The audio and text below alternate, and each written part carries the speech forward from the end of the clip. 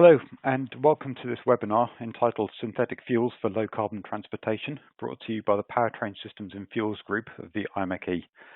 My name is John Williams. I'm a fuels expert at the Aramco Fuels Research Centre, and I will be your host for today's session.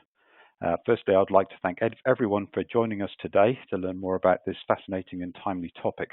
And to a point for those who haven't attended one of these webinars previously is that you can ask a question via chat at any time. I will pose these questions to the presenter at the end of the session in our Q&A section. Without any further ado, I would like to introduce our presenter today, Dr. Nicholas Rankovic. Nicholas is a part of the Saudi Aramco Transport Technologies Research and Development team located in Paris. He joined Aramco after completing his PhD in chemical engineering in 2013 from the University of Paris and the French Petroleum Institute in the field of heterogeneous catalysis for automotive applications. In this time, he's undertaken several R&D roles in the field of fuel chemistry, fuel combustion, refining technologies, and environmental impacts of innovative and alternative fuels. Nicholas is leading Aramco's R&D program on low climate impact fuels with a focus on low carbon energy vectors derived from renewable energy. A significant part of his activities is dedicated towards engineering and commissioning a pilot plant for CO2 derived fuel production, developed jointly with leading EU technology providers. And with that, I would like to hand the floor to Nicholas for his presentation, and I will speak to you all a little bit later. Thank you very much, John. Thanks for introducing me, and good afternoon, everybody. I would like to, in the next 20 or 30 minutes, to give you an overview of where we are in the development and R&D work regarding synthetic fuels in the aim of decarbonizing transport sector. Now, first of all, let's look into actually what is it that is actually pushing us to look into low carbon fuels. You know, as you're more or less familiar with, Europe in particular has mandated its own CO2 reduction targets for the transport sector, driven since a couple of, I would say, decades right now, by different regulations. So FQD, Fuel Quality Directive, RED 1, RED 2, RED 3, which is in discussion, European Green Deal, and so on, with a fairly ambitious CO2 reduction targets across all transport sectors. Now, very schematically on this slide is what I'm trying to show is that if we only focus on optimizing the powertrain through ICE efficiency, hybridization, electrification as well, or offsetting the CO2, as it would be the case for CORSIA and for aviation industry, there is still a significant gap between what the technology actually can bring on its own and what is the ambition, in particular of the European Union in terms of EU Green Deal, which is to reduce CO2 emissions of the transport sector by 90%. Now, this gap calls for a different type of approach. And we do believe, and this is, I think, as John mentioned, a very timely discussion and so much accepted by the community, we do believe that there is a huge role that the low carbon fuels will play in the decarbonization equation. So for all sectors, so starting from light duty down to freight and maritime, in different forms of hydrocarbons or non-hydrocarbon energy vectors. But here, what I really want to show today is where we are and how do we conceive this development when it comes to, in particular, liquid hydrocarbons for transport as a whole. So I mentioned, several references or several institutes now agree that on top of, let's say, technology, powertrain technology, modal splits, changes of the mobility as it is, electrification, there is still quite a lot of room for renewable fuels, and the role of renewable fuels in the decarbonization equation is going to be fairly significant in the decades to come. Here, just as an illustration, is a slide from FEV. I believe it's a 2020 study, in which they're showing that for the road transport, for instance, renewable fuels, so bundle of hydrogen, biofuels, and synthetic fuels, would allow for up to a third of CO2 savings on top of other technology and model split, I would say, measures. Similarly, in the aviation sector, so this is a reference from a recently published study, Destination 2050. Here, what you see is a trajectory of CO2 for the European aviation sector, in which we can see that not only the ambition is to have a CO2 neutral growth, but also in 2050 to actually reduce the CO2 emissions roughly by half. So in that pathway, of course, there are different technologies, so different contributions which have been identified. So improving the aircraft itself, switching to hydrogen as an energy vector, and also similar to the road transport, there is a big role for low carbon fuels, so synthetic aviation fuels, which can contribute roughly again up to a third of the CO2 reduction effort by 2050. Now, recently there was a proposal in the Refuel European initiative to basically include, so not only the SAF mandate, so sustainable aviation fuels as primarily HEFA and alcohol-to-jet, but also to push for a mandate for PTL. So we do see that there is a lot of interest which is developing and will be growing in the upcoming decades for this type of fuels. Now, just to be very clear about the definition of what I'm going to present today, talking about low carbon fuels, of course, we are pretty much aware that fuel is more or less everything that we can burn, right? And here I want to focus on liquid fuels and to focus in particular amongst those liquid fuels. So we have, let's say, two big families, conceptually speaking, of fuels which are derived from biomass through different approaches. So it could be here what is illustrated is a gasification, and then gasification from syngas down to Fischer-Tropsch. Could be hydrothermal liquefaction and so on. And a second big family, which is really a focus of my presentation here, is what we call synthetic fuels, so fuels which are derived from renewable power used to produce hydrogen, then recombined with CO2. Now, both advanced biofuels and synthetic fuels are, of course, of a very big importance for the decarbonization of the industry, simply because, first of all, they are compatible with the existing fleet, so we can get an immediate impact of CO2 reduction as they're being introduced. So there's no need to renew the fleet for major cases. They're also, of course, very interesting because as a chemical feedstock, they can be tailored to enable further optimization of the powertrain, such as reduction in criteria pollutants. And of course, contrarily to, let's say, battery or hydrogen itself, what is really interesting with liquid hydrocarbons, be it from biofuels or synthetic fuels, is that they're of course stable in time and can be used as a long-term energy storage. So this also, of course, opens the pathways for, let's say, optimization of renewable energy demand and supply, or strategic, storage of energies where it is needed, so beyond transport. Now, synthetic fuels are, of course, gaining more and more interest because of this concept of closing the carbon loop. So basically capturing the CO2 emissions either from point source, so the industries that will inevitably emit CO2, such as heavy industry, steel, cement, and so on, or from mobile sources, so basically capturing the tailpipe CO2 from different powertrain, or eventually capturing directly from air through a DAC, so direct air capture, and recombining it back with hydrogen. So hydrogen, which is of course a low carbon, it could be produced by water electrolysis or blue hydrogen or pyrolysis and so on. So everything that has a low carbon footprint to it. So recombining these two back into hydrocarbons, which are then going to be distributed along the usual, let's say, networks of distribution. And overall, by doing so, we are looking into theoretically near zero or net zero CO2 emissions on the well-to-wheel basis.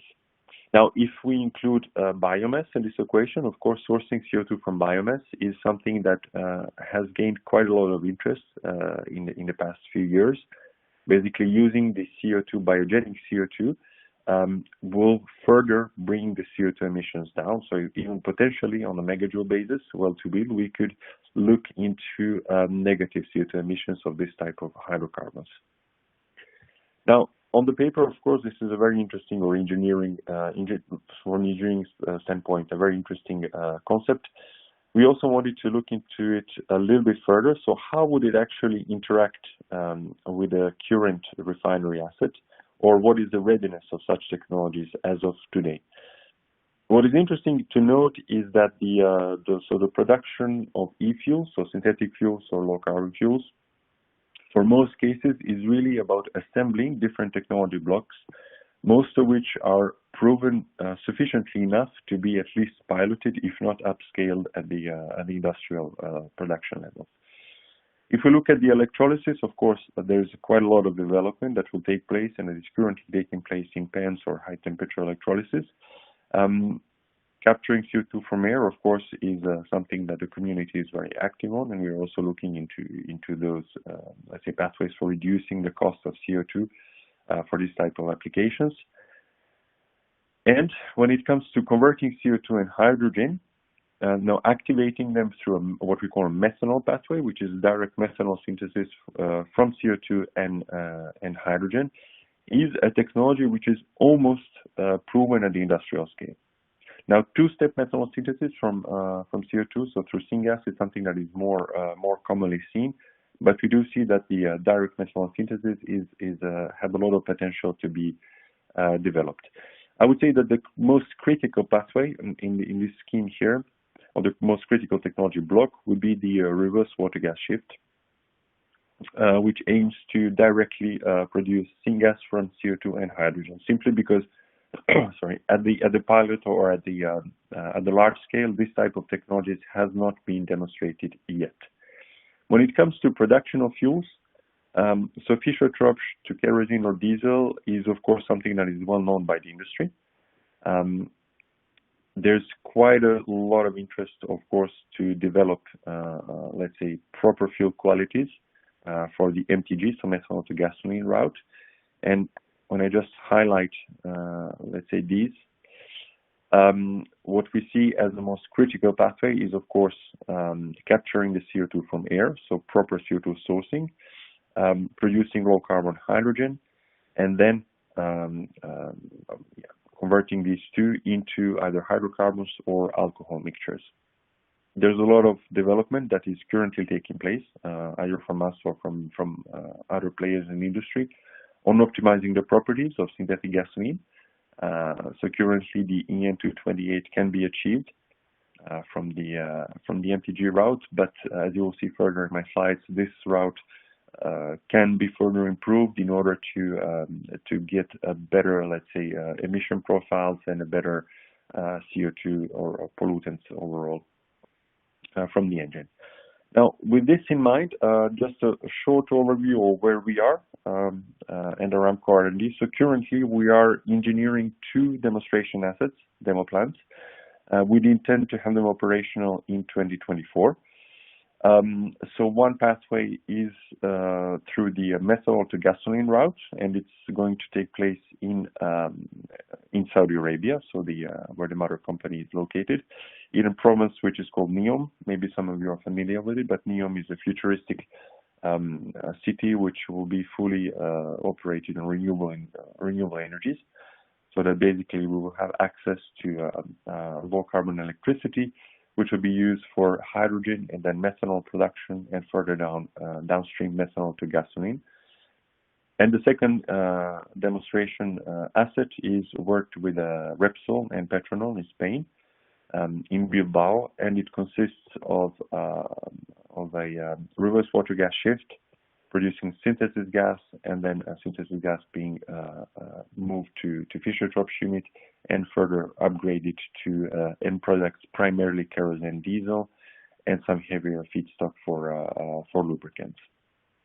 Now, as I mentioned, we aim to start the operation in 2024, And of course, the idea is to look beyond and to see, okay, what is the potential, what is the business case for this type of units to be upscaled, so in the 2030 timeframe, to a real commercial scale. Now, these two demo plants are over 50 and 35 barrels per day capacity, respectively. So they're, let's say, on the higher end of what a demo or a pilot scale would be, but still for the industry scale, especially for the fuel production, they're still fairly small. Now, a few words, I guess, we are all interested today about knowing a little bit more on how this fuel would look once produced. Now, the approach we have into optimizing the product itself is to be fully integrated with the downstream use of the fuel. So typically, we would incorporate all the feedback from engine testing or manufacturers and so on, in terms of fuel quality, compatibility with the current or future injection system, with the engine hardware and so on, and in particular with the engine performance when it comes to the pollutant or the emission profiles. And we try to approach, so basically from one side, from the process side, so what is it that these processes could yield at the commercial scale versus what is it that the let's say would be the best fuel from the engine perspective. Now, very schematically here, what I try to feature is that if we're only producing a fuel which is on spec, so talking about gasoline, if we're only speaking about a fuel which meets EN 228 for Europe, it can be produced at a certain cost, but potentially we're not gaining any benefit from the engine combustion side. However, if we move toward a very specialized formulations, such as formulations which have only dedicated hydrocarbons in them. Of course, this yields a very good engine results or very good combustion profiles. But in terms of costs and yields, yields which are determining the cost, of course, at the production scale, this is not something that would be accepted or acceptable for a mass market production. So really, where we are now thinking is about the let's say a trade-off between what the cost of a production and the large scale would look like versus what is really the added value of this type of liquids compared to alternative technologies. Now, to make it a little bit more concrete or feasible, this was a bit of a theoretic approach. I will give you here an overview of an exercise of our approach of basically optimizing the quality of a synthetic fuel. So here, I'm looking in particular in the pathway of alcohol-to-hydrocarbons, in which we're converting primary alcohols into hydrocarbons and the water, of course, as a byproduct. As an illustration, we could apply this thinking to the MTG or ETG, so methanol to gasoline or ethanol to gasoline. Both chemistries are very much similar, so that we could apply basically, let's say, a similar optimization approach. So the fact is that this type of reactions, due to the catalyst and due to the reactor settings, tends to produce a lot of aromatics and unsaturated molecules, which in particular, if we're talking about C9 plus aromatics with a fairly high boiling point, above 170 or 180 or so, and the presence of highly alkylated benzene rings, in particular Durane, these type of molecules are known to have a fairly high sooting tendency, so fairly high soot indices. And what we try to do when optimizing the fuel formulation is basically to remove this type of molecules and to see how we can then, re-optimize the key properties of the fuel, such as distillation, such as octane, and so on, in order to have a fuel which will still comply with the EN 228. So here on this graph, what you see is a result of an exercise in which I will move from the left to the right. We are optimizing the distillation properties, so basically removing all these precursors of soot.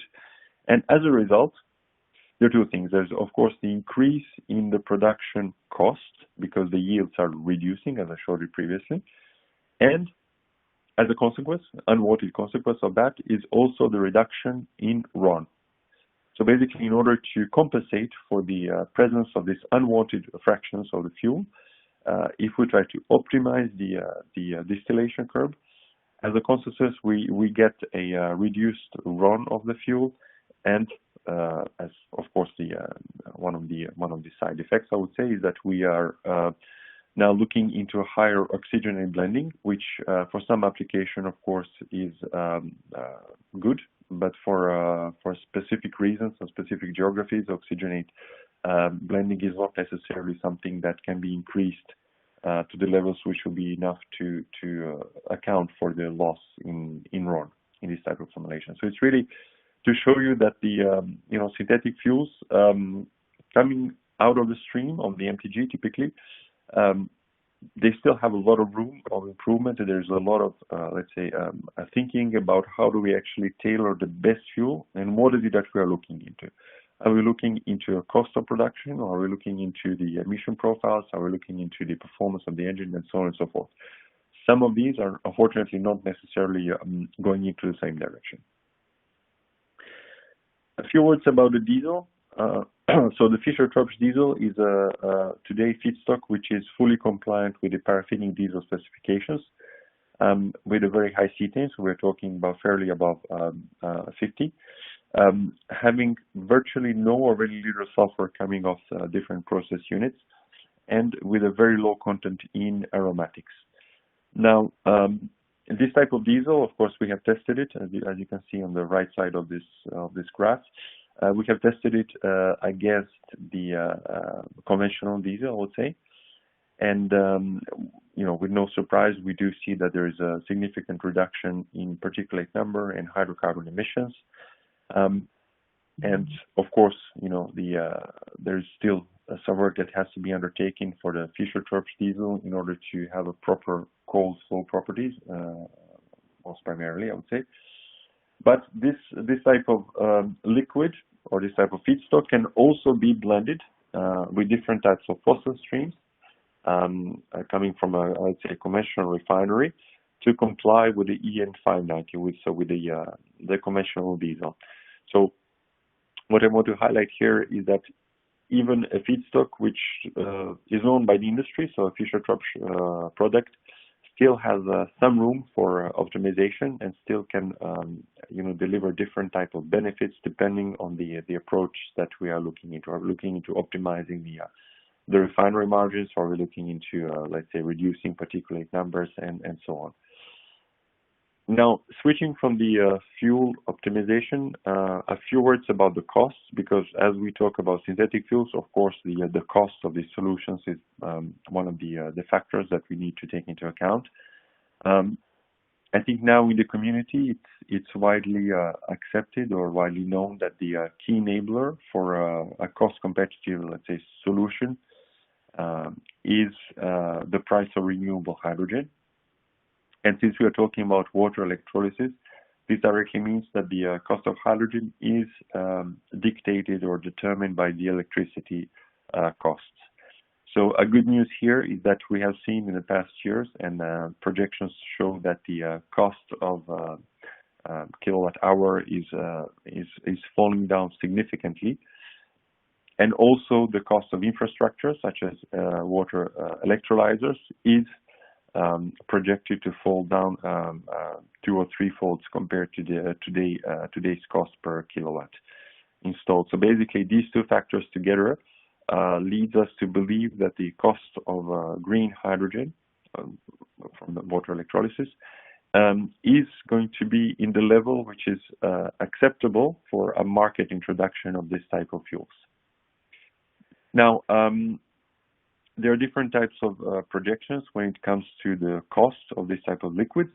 So here, just a compilation of 3 different references. So 2 for the biofuels, which are showing us the cost per ton of advanced biofuels. So Readiness is ethanol, alcohol to jet, alcohol to gasoline or diesel, Fischer-Tropsch via BTL, hydrothermal liquefaction, and so on.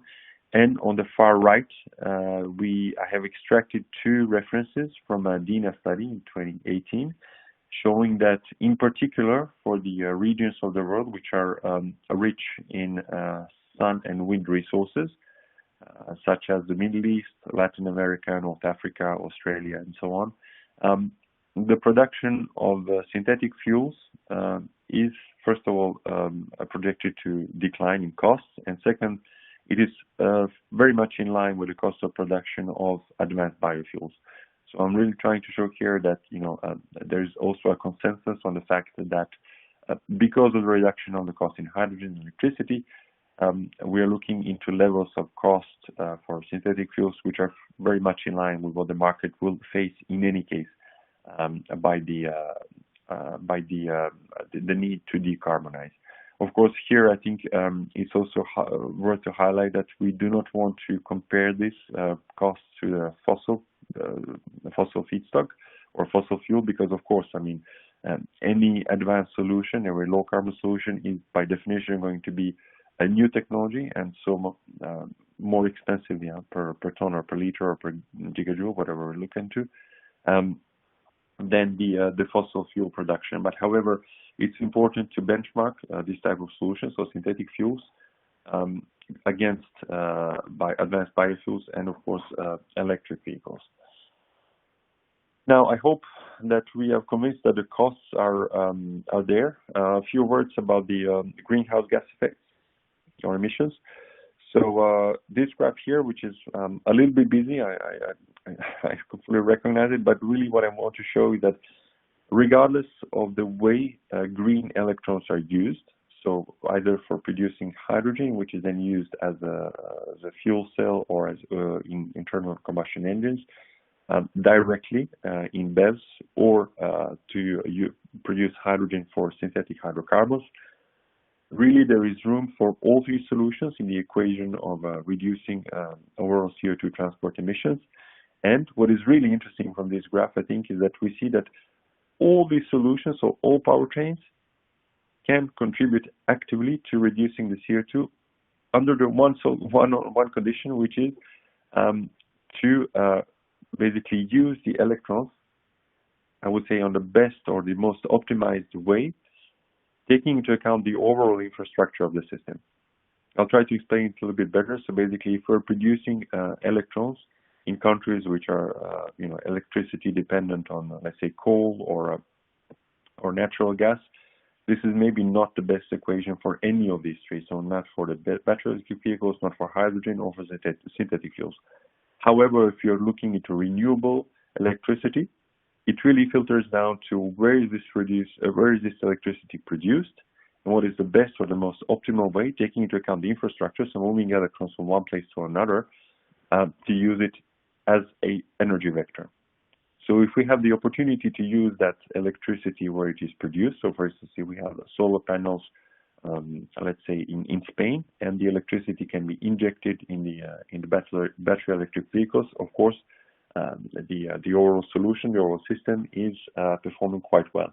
However, if we're trying to use the electrons which are produced in regions rich in sun and wind, such as, let's say, Latin America, then producing hydrogen and moving it, shipping it back to Europe, for instance, is not necessarily the best solution in terms of CO2 emissions. So this is where the proposal of converting those electrons into synthetic hydrocarbons would make sense in terms of CO2 emissions as well. Now, moving products around would of course imply having, let's say, a proper policy framework in place. So this slide here is just to say that the transport policies, to our view, would be in the ideal world would be something that is technology neutral. So taking into account a holistic approach, cross-sectorial, so both fuel, let's say, feedstock production, fuel use, and disposal of different materials, which have proven their GHG reductions based on sound scientific proofs, and also leading to an effective CO2 reduction, so to avoid double counting, and of course to be able to deliver an immediate CO2 reduction, which is very much needed if we look at all the projections for 2030 and beyond.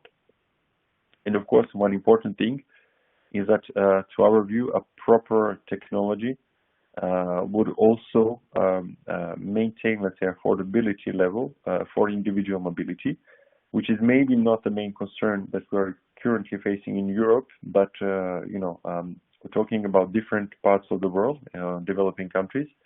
Affordable mobility is a very important lever, let's say, for economic development. And also, something that is very much important is the cost of moving goods around the world.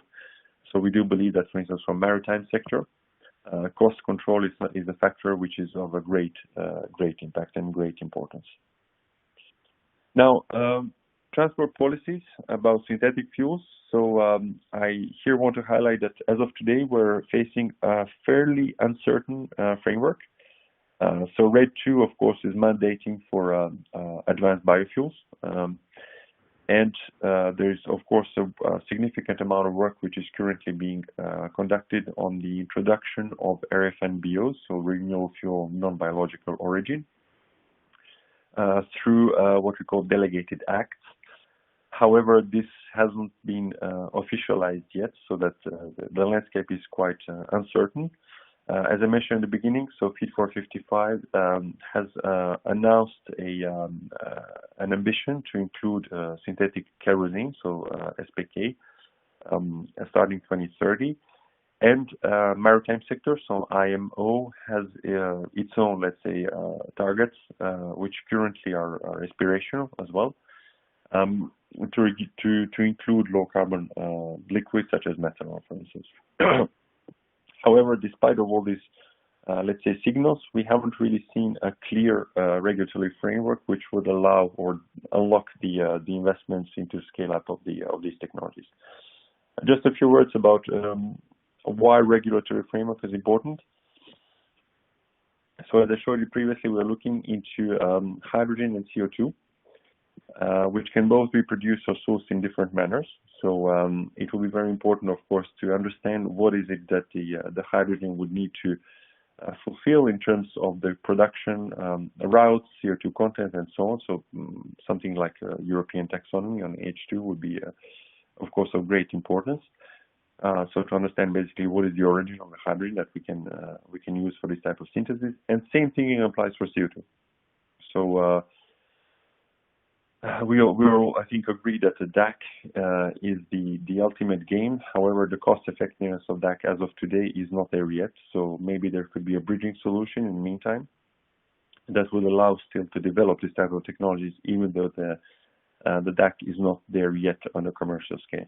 And of course, when it comes to the production itself, there's quite a few questions about regulatory framework which still needs to be addressed properly, such as, for instance, cost effectiveness or co-processing of this material. So do we actually speak about a physical material which will be brought to the market, or can it be integrated within the existing assets and then co-processed, claiming different types of CO2 credits on the well-to-wheel calculations, but not necessarily for the molecules themselves. So all these uncertainties are still around, and to our opinion, this is something that will definitely have to develop in the upcoming period in order to unlock the upscale of such technologies. And of course, cross-sectorial approach is something that has a lot of value for synthetic fuels.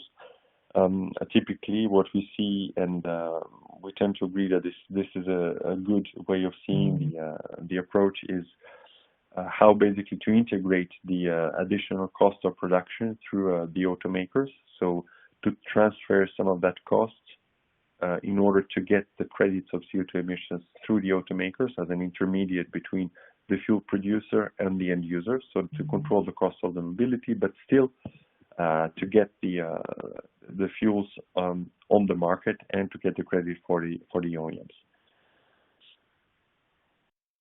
Now, with this, I want to conclude the short presentation saying that what we think about reducing the CO2 of the transport as a whole is that it is a very ambitious task, which of course requires a combination of different technologies. So there is no silver bullet, as we always say. So battery electric vehicles, hydrogen, synthetic fuels, and biofuels will play significant roles, all of them. What we think is very important is a holistic approach. So to actually count on effective reduction of CO2 or greenhouse gas emissions without double counting and without favoring one technology to another, so a technology agnostic approach. It's also important to highlight that synthetic fuels are technologies which are feasible at a pilot scale, and we're demonstrating that currently, and we do believe that de-risking it at the pilot scale will lead to a confirmation of the commercial viability. However, with a certain engagement of policymakers, which is required in order to establish a proper policy framework.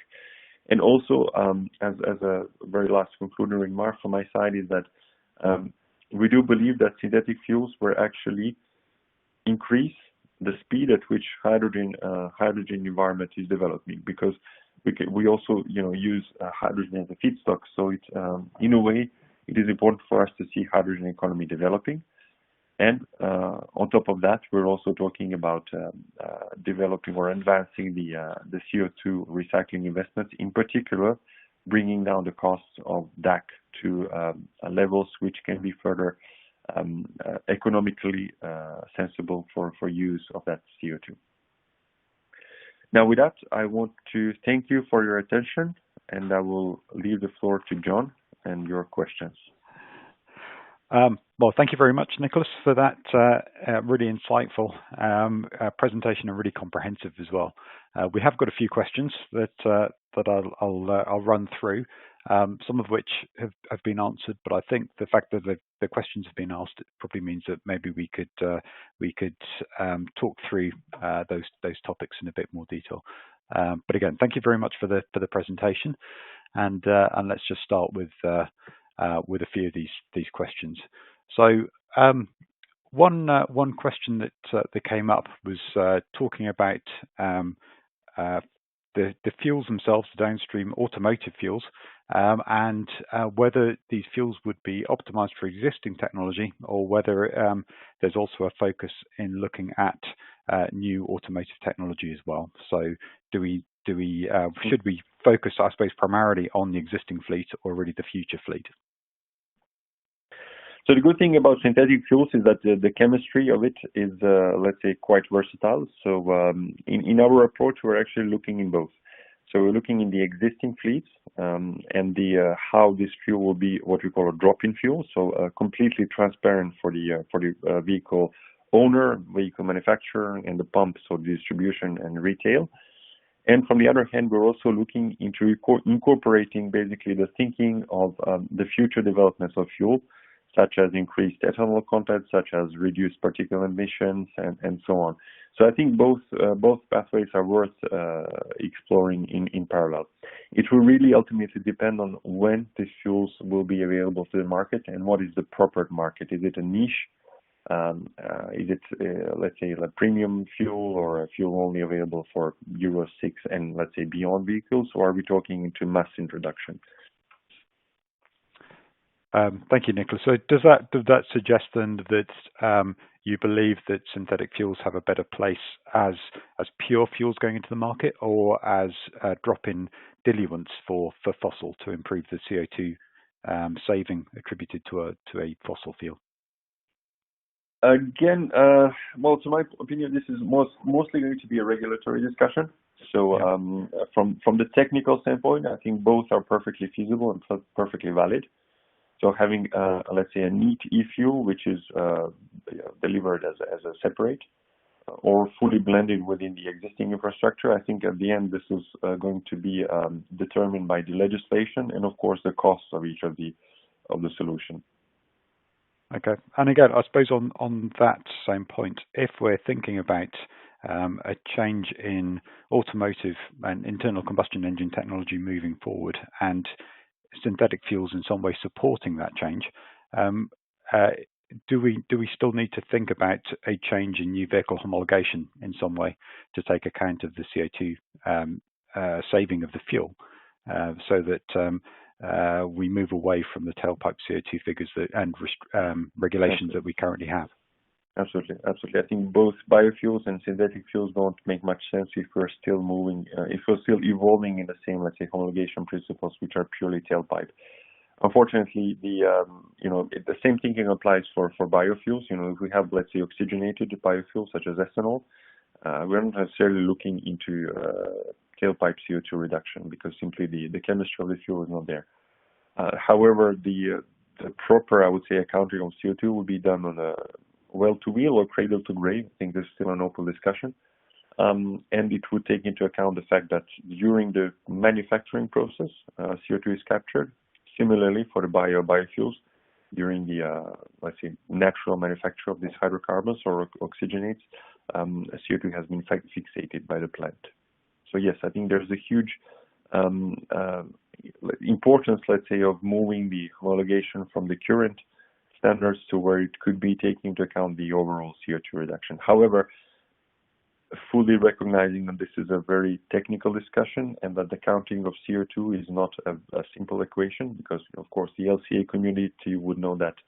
If there's any LCA specialist in the audience, I think you can relate to the fact that having a unified approach in accounting for CO2 is not something that is straightforward, and that translating that into legislation is even more complex.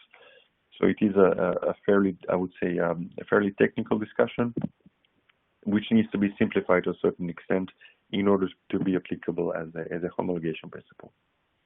Okay, thank you. We have a few questions on the process efficiency of producing synthetic fuels and how this compares, say, on a well-to-wheels energy basis, with using that electricity either to create hydrogen and to use in a fuel cell electric vehicle or to charge a battery electric vehicle directly. You're able to comment on that? Yes, of course. I'll try to put this slide back. I apologize if this takes a few seconds because I'm not quite familiar with this. Just give me a second here. What I try to show on this graph is exactly the GHG intensity of different solutions. I think you can see it right now. That basically, whether we use those electrons directly in the transport, do we use them to convert water into hydrogen, or further down hydrogen into hydrocarbons, will really depend on the overall system, let's say, an overall infrastructure. So basically, where is it that we can produce electrons with lowest carbon impact and lowest cost, and where is it that we need the energy? And just the world is made in a way that these two are not necessarily geographically connected, so that regions which are very rich in sun and wind do not necessarily use or need the most of those type of liquids for their industries. So basically, converting electrons into hydrocarbon in terms of overall efficiency, I'm talking about overall efficiency, so delivered to the end user and not produced at the site, would make sense for the cases where the energy is needed on a different time and space scale from the production site. Okay, thank you. Right, we have a few questions around cost, as there will always be. So I'll start with the first and probably the simplest. I know we have seen this earlier, but what would be the cost to the end consumer of shift towards synthetic fuels? How would the consumer notice a price increase? So, sorry. Hello. Excuse me, my telephone got off for a second. Again, I would say the real answer is that it will depend on the legislation and the way the tariffs and taxes are added on top of the production cost. What we see as a very interesting proposal here in this scheme here is that the cost for the end user will be unchanged from the fossil fuel.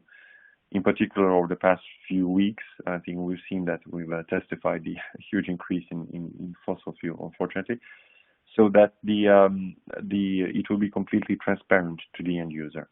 However, this would call for a legislation intervention, which would recognize that there's an intermediate step between the fuel production and the fuel combustion or the fuel, let's say, refueling by the end user, which intervenes at the OEM level, for instance, in this proposal, allowing them to claim for additional credits of CO2, tailpipe or well-to-wheel, and basically subsidizing the difference in the cost of production. So if we manage to have such system, then the ambition is to have a fully transparent cost for the end user.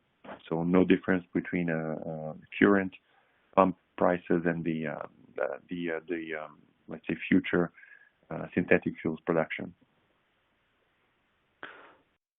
Okay, to move on from cost just slightly then to another area, which is electricity and electricity availability.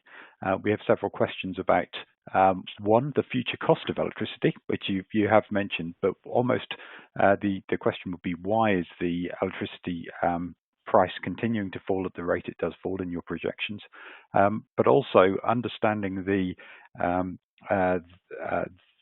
demand for electricity increasing in the future, and how we can sort of account for the competition for those green electrons from sort of the power and the transport sector in the different ways in which that electricity is used, I suppose. Mm-hmm. So yeah, how can electricity be getting cheaper as we need more and more of it, in essence? Well, I think really, again, the point is where do we produce that electricity? If we produce it, let's say, on the North Sea in Germany, and we can use it directly where it's produced, or in Spain, competing with any other use of electricity, such as e-fuels, I think it makes very little sense. However, if we are talking about regions which have a great potential of reducing the cost simply because the technology is underdeveloped yet, so economy of scales and different type of incentives will make it feasible in terms of cost decrease. These regions do not necessarily need those electrons. So this is where the question about competition is maybe less relevant, and this is where there's a huge, let's say, opportunity to tap into those under or curtail, let's say, electricity production schemes to use the electrons further. And of course, exporting electricity as such is not necessarily something that's very much effective in terms of energy expenditure. So that liquids such as hydrocarbons or methanol or hydrogen would make perfect sense for moving that energy around. Okay, thank you. We also have several questions moving on to direct air capture of CO2. Yeah. It's a topic obviously of a lot of interest to our audience. Many asking whether what the future of DAC is, what whether the technology is scalable and scalable commercially, and how things are being seen to improve at the moment. Can you comment on DAC? Yes, and what we expect to see? Of course, I'm not a DAC expert, but I know that from our side, in terms of R&D, we're looking into this very very closely.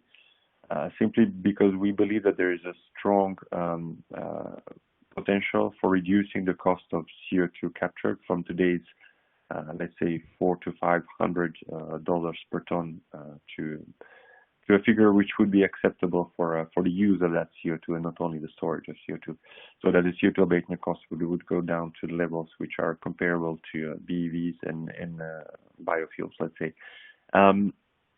Now, of course, again, this goes for something that is a more, let's say, philosophical question, which is, okay, how the legislator would recognize it. So basically, does it make sense to capture CO2 from the air at 400-something ppm, whereas we can capture it from, let's say, a combustion process at a much higher concentration? So again, it is a mix of technologies, and I do think that there is a very big potential, and we are currently working on it to improving the technology, scaling it up, and scaling the cost, bringing the cost down, and the legislation, which is why would we actually capture CO2 from air and not from a concentrated source. So I think it's going to be a mixture of both, and this is where, again, legislative intervention will probably favor one over another, or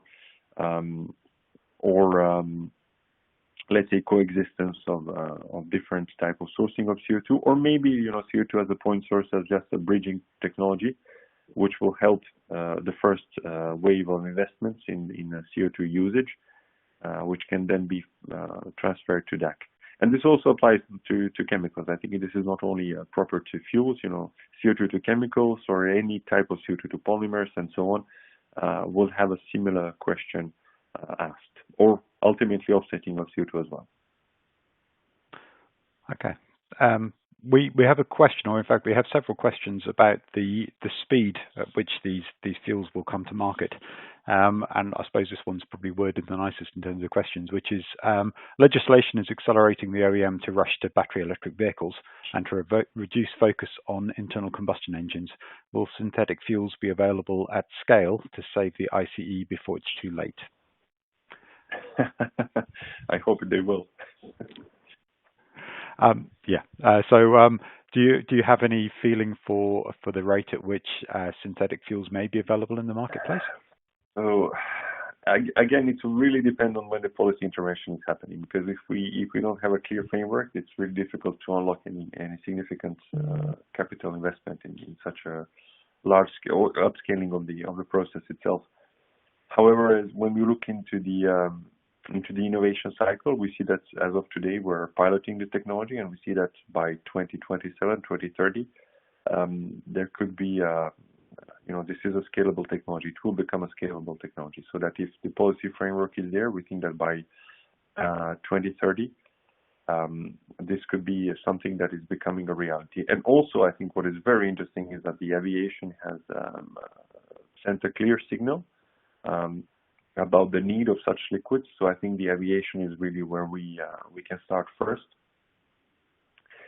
and then little by little trickle it down to other sectors. So I'm not sure about the battle in road transport and ICs. I think it's a very valid question and very difficult to answer. But of course we're trying to send the message to the community that these liquids are a reality.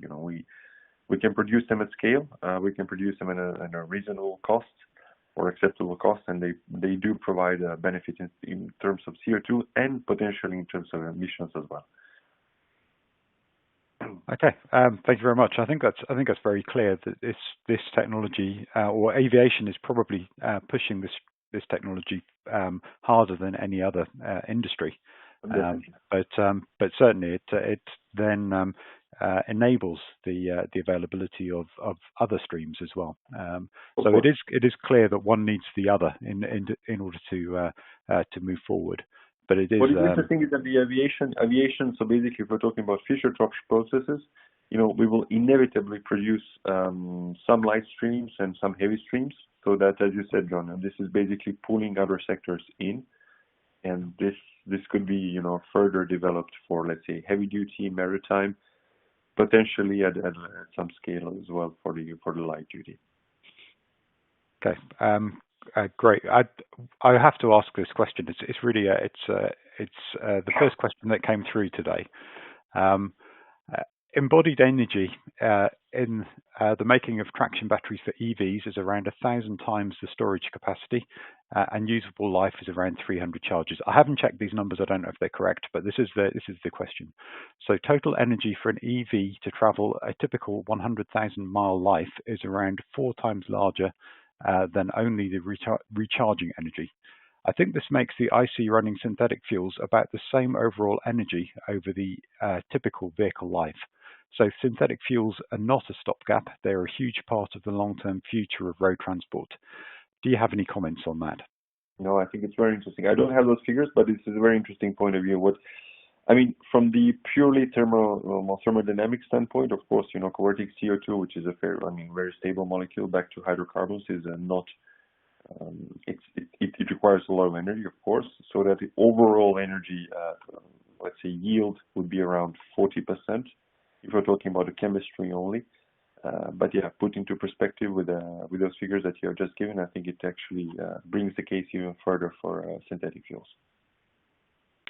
Okay, and then we have a few last questions. One is quite interesting as well, related to other synthetic or innovative fuel streams. What else is being worked on beyond traditional petroleum products and hydrogen as fuel products at the moment? I presume this means things like ammonia and so on. Yeah. So we're looking very actively on ammonia, so both for electricity production, so as an energy vector, which will be used for electricity production, replacing potentially natural gas.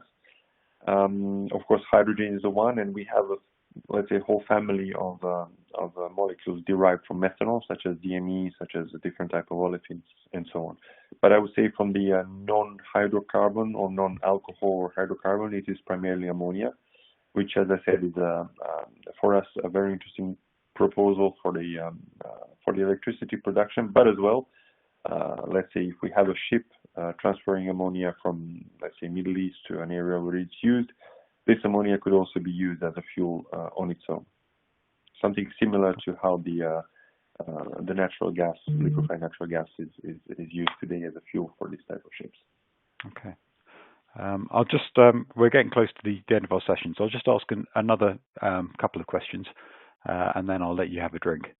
So one we have a question here which is what is the comparative yield of Fischer-Tropsch and methanol to gasoline to kerosene or diesel, and how does that affect the cost?